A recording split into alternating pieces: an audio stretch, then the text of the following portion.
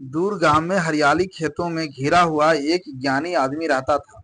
उसकी शांति और ज्ञान को देखकर लोग दूर-दूर से उसकी सलाह लेने आते थे। एक दिन एक बेचैन जवान लड़का उसके पास से आया।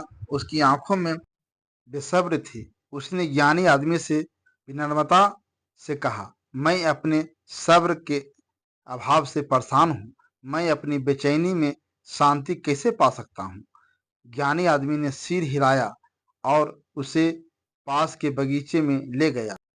वहां एक ऊंचे आम के पेड़ के नीचे खड़े हो गए, जो कच्चे आमों से भरा था।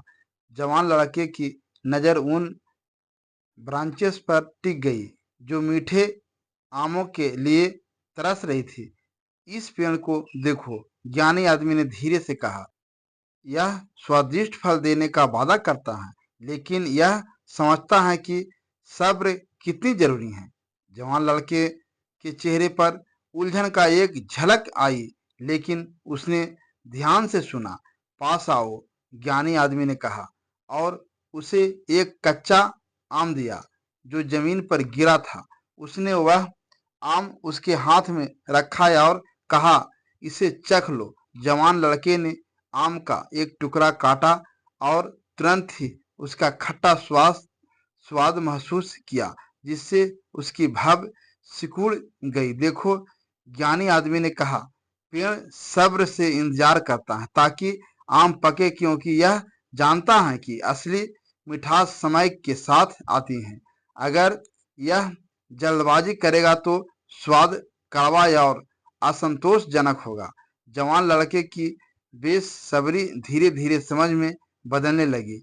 उसने समझा कि इंतजार सिर्फ समय काटना नहीं है, बल्कि एक ऐसी प्रक्रिया है जो गहराई और समृद्धि को बढ़ाती है। जो आखिर काम मिलेगा। बगीचे से निकलते समय उसके अंदर एक नई शांति बस गई। अब उसके पास एक नया नजरिया था। समझ गया था कि जिंदगी के सबसे मीठे इनाम इंतजार के लायक होते हैं। अपने अनुभवों के बगीचे में उसने सब्र को पोसने का विचार किया। हर पल को पकने और प्राकृतिक रूप से अनफोल्ड होने दिया। जैसे पेड़ अपने फल को पकने के लिए इंतजार करता है, हमें भी अपनी जिंदगी में सब्र अपनाना चाहिए।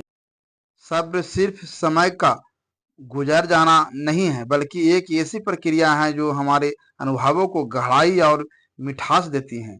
सब्र हमारे जीवन में शांति और संतुष्टि लाता है और हमें मंजिल से ज्यादा यात्रा की कदम करना सिखाता है। सिर्फ आखिरी नतीजे पर नजर रखने की बजाय हर कदम का आनंद लेना चाहिए। उन सबक और अनुभवों को अपनाना चाहिए जो हमें बदलते हैं। यह वीडियो आपको पसंद आई हो तो प्लीज हमारे वीडियो को लाइक शेयर अवश्य करें। धन्यवाद।